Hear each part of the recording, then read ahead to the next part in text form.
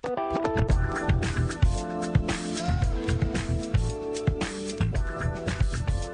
ang FEU Campus Hours Season 4 dito sa Radio Veritas 846. Yes, mga kapanalig, last gap na po namin at sa last gap po namin, mag-iiwan po kami ng ilang mga tips upang matupad ang New Year's resolution. Yes, para makatulong kami Yes, para inyong mga makatulong. kapanalig na si Von at si Rona na mag-iiwan kami ng mga tips para Yes. sa To improve yourself din, mga kapanalig. tsaka matupad ang ating mga New Year's resolution. Lahat tayo. Ayan. Alright. So, number 1, Kuya Von? Number 1, be more specific. Dapat mag-quantify. Yun. Yun na yung kanina, no? Yung mga nagte-text, Oo. maging specific. Yung Diba? talagang hindi yung parang ano siya, yung parang masyadong malawak yung yung iyong New Year's Kailangan resolution. parang ano yan, step by step lang. 'Di ba? Kailangan na concrete yung New Year's resolution natin. Kailangan ito kung ito. Yan kung yan. Ay, may example ako sa inyo. Kasi ako, di ba, gumagawa nga ako New Year's resolution. Yes. Ang target ko ngayon, kailangan ang maging weight ko ay 50.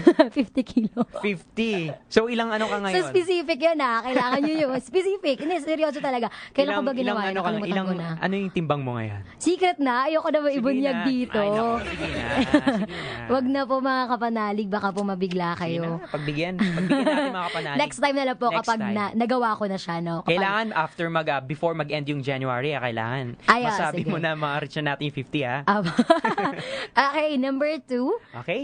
Keep it simple. Dapat one goal at a time. Yes, yun Simple lang. Huwag yung masyadong maraming goal, no, mga kapanalig. Huwag tayo masyadong ano ba yung ano yun? malayo sa realistic. Yan, sabi ng mga kapanalig Kanina, natin. di ba? Sinabi na nga. At one goal at a time. Huwag masyadong maraming. 100 goals. Grabe, no? Ang dami mong goal for this year. Baka hindi mo, yun nga, magkakaroon ng failure kasi nga masyadong marami. So, dapat one goal at a time. Keep it simple, mga kapanalig. And next, set benchmark. Magbigay ng start date at end date. Importante yan, mga kapanalig, kasi dapat alam mo kung yung limitation. Alam mo dapat kung ano yung patutunguhan, ano yung magiging resulta, ano yung magiging effect ng paggawa mo ng New Year's resolution. Tama. Diba? Oo, tsaka ano din, para mabantayan mo rin siya. Para diba? alam mo. Oo. And then, log. Fourth tip ay log your progress. Wow! Sabi dito, gumawa ng diary, traditional or electronic. Pwedeng sulat or pwede ding, since modern technology na tayo ngayon, no? Ano tawag dito? I-type mo, di ba? Sa tab mo, yung sa mga tab. gano'n. Merong Ayan. notepad kung ba sa desktop. Yes, pwedeng traditional, kung di ba, pwedeng sulat kamay. Basta magkaroon ka ng journal, pag-journalize ng progress ng iyong ginagawa. Parang ano yan, parang checklist din, di ba? Oo, Checklist. pwede din ganon. Kasi doon mo makikita kung kung nagle-level up ka ba o nagagawa mo ba yung iyong New Tsaka Year's resolution. Tsaka ang sarap sa pakiramdam. Yung makita mo, ang dami mo ng check. Yes, Diba? nakaka-encourage, no, na Nakaka-encourage. mag-pursue pa. All right. So next, share your resolutions. Sabi diyan, tell the world. Wow. Pagsigawan mo, di ba? Pagsigawan mo sa buong mundo. Ayan, ipailam, pakanta. Ipaalam sa iba kung ano ang mga goals na gusto mong ma-achieve through may sinabi, through social media. So, dyan, pwede kang mag-post ay yung mga FB, sa Twitter, sa Instagram. Tell the world. Okay, ulitin natin, share your resolutions, tell the world, ipaalam sa iba kung ano ang goals, ang gusto mong ma-achieve through social media. Kasi para ma-inspire din yung ibang tao, di ba? Ay, oo. Maganda yon, no, na hindi lang ikaw ang nakakagawa niyan. Ma-inspire na ikaw na-achieve mo. Kung na-achieve mo, kaya din nilang ma-achieve, mga diba, kapanalig. Ano tayo dito? Kapit-bisig tayo sa Kapit-bisig, sa goals natin in life. Kailangan hindi tayo maging selfish. Oo, i-share natin. Importante yan, di ba? Oo. Hindi tayo maging selfish. So, balik tayo, no? First tip, be more specific. Second ay, Keep it simple. Dapat one goal at a time. and then third, set benchmark. Magbigay ng start date at end date. And then fourth, log your progress. Gumawa ng diary or traditional or electronic. Yes, and then fifth, share your resolutions. And then for last two na ating Yes, tips, yung next natin yes. expect failures along the way, pero hindi ito dahilan para hindi ituloy ang nasimulan. Yes, tama yan mga kapanalig, di ba? Pag may failure naman tayo, pag kunyari may ginagawa tayong bagay, tapos hindi tayo mag-succeed, Tuloy pa din. Tuloy pa din. Kasi, Yes. di ba, sabi nga ni God, may reason yung mga bagay kung bakit nangyayari ito. Di ba? Yes, May and reason then- kung bakit nangyayari isang bagay, may reason kung ganyan-ganyan, di ba? Lahat ng bagay may reason. Oo, expect failures. Hindi naman nawawala yan. Tsaka Kaya yung- nga, may failures para patuloy pa din nating pag-igihan, di ba? Ayan ay, lagi lang natin take it in a positive way, di ba? Ang mga bagay-bagay. May failure, isipin mo to as a challenge, di ba? Para magpatuloy at mas higitan pa yung mga ginagawa mo for the past, sa mga nakaraan na ginawa mo. Tsaka proven yan, mga kapanaliga, Rona, no? Yes. Na yung failure, isa sa mga nagbo-boost sa atin para gawin palalo yung 'di ba, yung ginagawa natin. Hindi kasi yung iba sabi, ako pag mabigo ako hindi ko nang gagawin. Wag dapat ganun. Hindi ganun. Oo. Kasi may Oo. mga bagay din na hindi para sa atin, kaya tayo nagfe-fail, at may mga bagay din na para sa atin. Yes. At Yes. alam mo, Kuya Von, no, share natin sa ating mga kapanalig na yung failure, minsan, way yan ng God para maipakita sa atin kung ano pa talaga yung mas better. 'Di ba? Yun nga, Yung oo. kung ano yung mas better na para sa'yo. Yung para talaga sa'yo, 'di ba? Kaya basta, lagi naming inuulit ni Kuya Von ng FU Campus Hour, 'di ba? Yes. Sa in behalf of FU Campus Hour na magpatuloy at maging positibo parate. Lalo nga ngayong 2014, 'di ba? Ayan, wag imo. Huwag tayong emo. Wag Relax imo. lang. Chill lang tayo, mga kapanalig. Wag pessimistic masyado. Kumbaga diba? sabi nga ni Mr. Dudes Teranya sa dula niya, Oo. great things happen to those who wait, 'di ba? Yes. Alam natin kung wait lang tayo kung ano yung best, 'di ba? Kung mag-fail man tayo, wait lang tayo, gawa lang tayo, sige, hanggang sa makuha natin yung bagay na 'yon. Yes, sabi nga 'di ba di ko alam kung sino yung nagsabi nito, pero try and try until you succeed. 'Di ba? Mga Try common natin 'yan, common quote natin, na diba? maging mantra natin or maging motto natin, mga kapanalig. Okay. So, for the last tip, create a body system.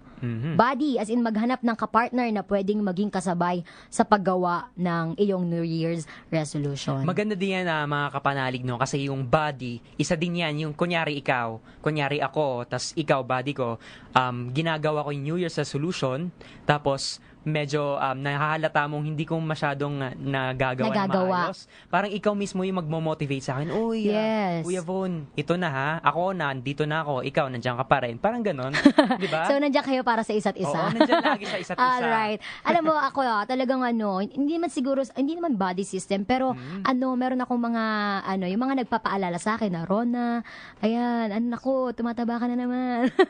Kailangan mo na Yun yung mga true friends talaga. Oo, yung mga nagsasabi sa iyo ng totoo, no? Yung nagsasabi sa iyo ng mga, Sino-sino mga yan? kahit masakit. Ayan, so kahit masakit, nagsasabi sila sa inyo ng totoo. Pero magandang bagay naman yun, mga kapanali. So, create a body system. Maghanap ng mga kapartner. 'Di ba? Hindi lang porket ka-partner, isa lang din, no? Pwede kayong humanap ng maraming tao na Oo. kaisa nyo Isang ng grupo kayo, goal, kunyari. 'di ba? Sugod. Pataasan kayo. Ganon, pataasan kayo. Ganyan, kailangan, ikaw, Juan, kailangan mapunta mo, maabot mo to, ganyan. Ano Ikaw, maabot? maabot mong goal na yan, kailangan.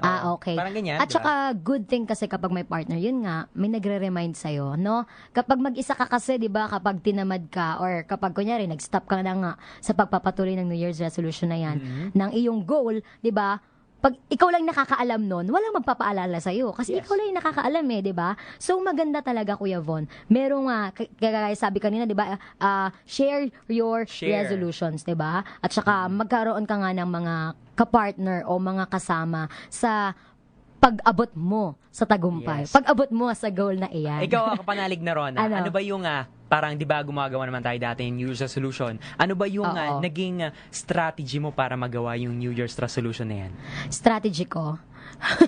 Ano ba? Kasi marami akong New Year's resolution Parang ba, saang espeto ba? Kasi may espeto ko, parang, anyari, physically, di ba? I will lose weight, di ba? Siguro yung... Saang espiritu, saang sa aspeto. academics. Ay, academics. Ano bang strategies ko? Basta kasi minsan talaga dumadating sa time na, na talagang tinatamad ka. Pero isipin mo, di ba, ayan di ba, andyan na, kailangan mong isip-isip, Mag-isip magmuni-muni na maraming nag-sacrifice para dumating ka sa punto na yan. At wag mong sayangin. Maraming nag-expect na mga tao, di ba, na makatapos. So, ganun yung lagi ko naisip na... Tsaka, para sa akin, always think Always. your reason kung bakit mo ginagawa. 'Di ba? Yung isang bagay. Yung isang bagay. Lagi naman may rason dapat, 'di ba? Hindi mo dapat ginagawa ang isang bagay dahil wala lang. Trip mo lang, 'di ba? Trip lang, 'di ba? Ayan. So, ayan, sabi nga dito Kuya Von, no, mas mataas, mga kapanalig, makinig kayo, no? Mas mataas ang success rate ng mga gumagawa ng New Year's resolution kaysa sa mga hindi gumagawa nito. Ayon yan. Talagang tested and proven yan. Ayon yan sa isang pag-aaral na nailathala sa Journal of Clinical Psychology. Kumbaga, yung disiplina sa tao, kailangan nandun, 'di ba? Yes. Kasi ganoon naman talaga, 'di ba? Magiging successful yung isang tao, maging successful yung isang tao pag may disiplina sa isang bagay. Yes, Right? disiplina. Ayon naman mga kapanalig kay Pope John Paul II, the future starts today, not tomorrow. Ang ganda ng sabi kasi ganyan. Alam mo mga kapanalig, ang ganda niya kasi. I like your yung talagang appreciation. Ang ganda niya mga kapanalig kasi ngayon, kailangan mag-focus tayo ngayon. Kasi, parang, parang what matters is today. Oo. 'Di ba? Kasi ito yung process natin Hindi ka naman bukas, 'di ba? Hindi ka naman magta-travel para bukas Ngayon naman dapat yung umpisa tapos hanggang sa pagpatuloy ng Okay. project mo, ng activity na 'yan. So mga kapanalig na nakikinig ngayon, the future starts today Yes. and not tomorrow. Alright. So, gawin ang New Year's resolution ngayon at huwag ipagpabukas. Okay? So, tayo magpasalamat sa lahat ng mga ating texters na nag-participate. Maraming salamat sa inyong lahat. Oo. Bagamat hindi namin nabasa iyan, pero nagpapasalamat po kami sa inyo at babasahin po namin ang inyong mga reaksyon mamaya sa FEU Campus Hour Episode 1. Yes. Gusto ko lang din magpasalamat sa Far Eastern University, sa FEU Theater Guild, at sa bumubuo ng Radio Veritas dahil kung hindi sa inyo, hindi namin magagawa ang programang to. Alright, mabilisan lamang. Nagpapasalamat po kami dyan sa ating student in charge of production, Margaret Natividad. Wow, ang magandang Margaret Natividad. At sa Lady Mumay na si Rachel Ann Payas. Salamat din kay Janela Paloma, Charles Kevin Jimenez at Romel Adrian Daez, ang voice talents ng FEU Campus Hour Season 4 Comedy Sketch. And then, kay Lorniel Sid Katanghal, yung technical supervision po namin. Hello, Lorniel. And then, kay Brother Clifford Zurita, yung Campus R ng Veritas 846. Yes, yung producer po namin. And Professor Charis Brillion, Program Head ng FEU Department of Communication. And then, syempre, ating Professor. Professor Karen Lee Panela, the overall in charge of production, Episode 1, writer and producer. Maraming salamat po mga kapanalig. Kami po inyong mapapakinggan ng buong January. Ayan, kami po inyong makakasama buong January tuwing Sabado, alas 2:30 hanggang alas 3:30 ng hapon. Ako po muli ang inyong kapanalig, Rona Inabe. At yan po ang aming unang patikim ng Far Eastern University dito sa programang FEU Campus R Season 4. Dito lamang sa himpilas ng DZRV Radio Veritas 846. Ako ang iyong lingkod, kapanalig Von Pigzon. Sumainyo ang katotohanan.